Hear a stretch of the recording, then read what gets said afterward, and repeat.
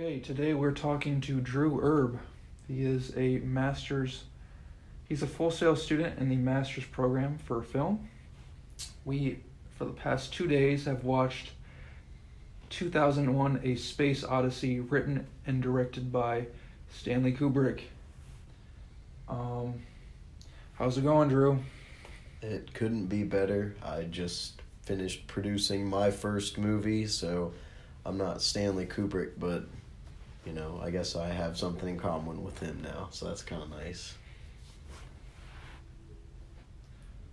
Great, let's get into this. Cool. That works for me. How many times have you viewed this movie? This is probably my third or fourth, I would say. It's one that I try to... I try to give some time in between viewings because it's a lot to take in. I mean, it's like 2 hours and 28 minutes, so I can watch it really whenever I want to, but I choose not to because it's quite the investment. When was the last time you watched this movie? The last time that I watched this movie was probably about a year ago. I had just finished school, and I was in between job life and school life, and it was showing at a local theater in Austin, and they were showing it in not 70 millimeter, but I can't remember which it was, but they were showing it in pretty widescreen, and so I went and watched it with a friend of mine, and I was definitely in awe actually seeing it on a theater screen, because before that I hadn't done that. I'd only seen it on either like a projector in a class or in on a computer. That's awesome. Yeah. In terms of story, what is the overall story of this film? So, to me, the overall story of the film is definitely the progression of man, and how the difference between man and animal, or non-man, I guess, is I guess the choice to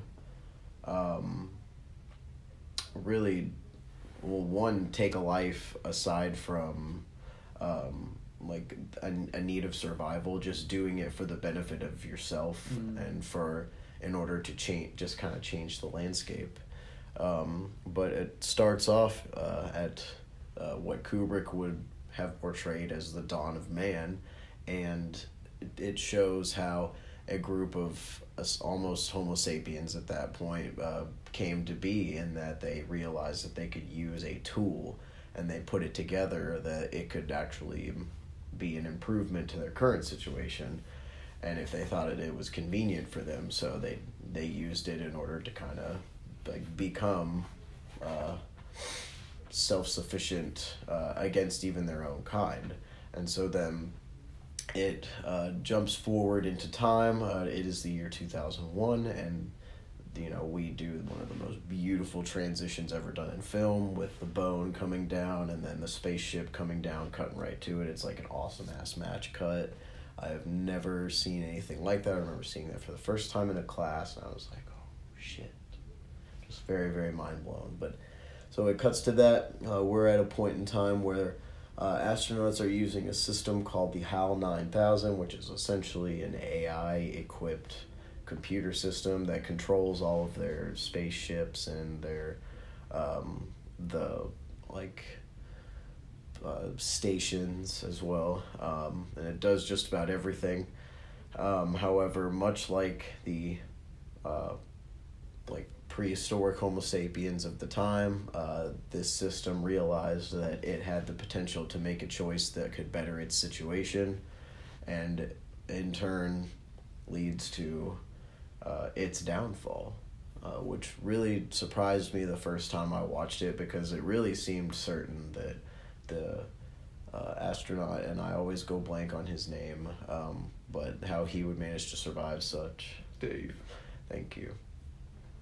But yeah, that's kind of the general story of it. Spot on, my friend.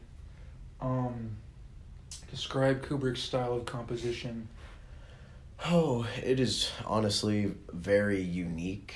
That is not something that is done in that way. The attention to detail of the frame is so evident, and he essentially it's an extremely wide angle lens that he has on this camera, and he lets you see everything, and it's almost like a play in the sense that you don't really feel in the movie, but because of how wide the screen is and how like much depth you can actually see and visualize, you do somewhat feel in it. But he achieves it in a pretty unique manner. There's a lot of symmetry and a lot of leading lines, stuff that really directs your eye because he likes to try and control what it is that the viewer sees. There's a lot in all of his movies, but this one in particular, especially like during the time warp like scene with all the colors and everything flying past you. Mm-hmm. That shit's cool. Faux show. Would this film render out the same psychological effects if it was shot in digital?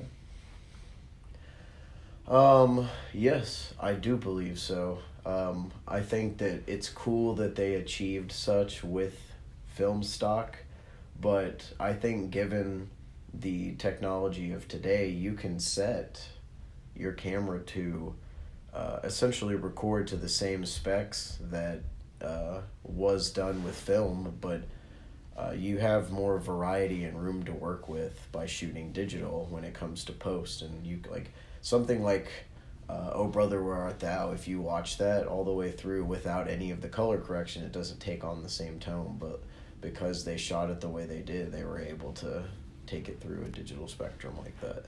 So I think it would be really cool, and I think it could enhance it. That is true.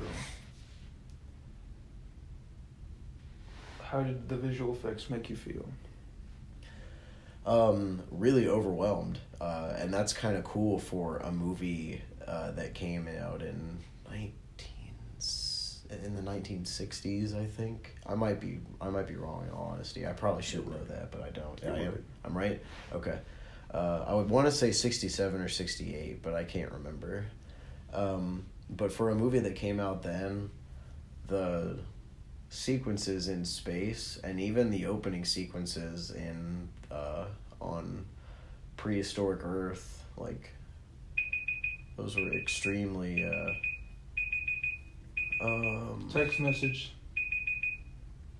Keep going. They were extremely visually striking, and that's tough to like replicate in that way today, aside in the sense of like how they shot it. Mm-hmm.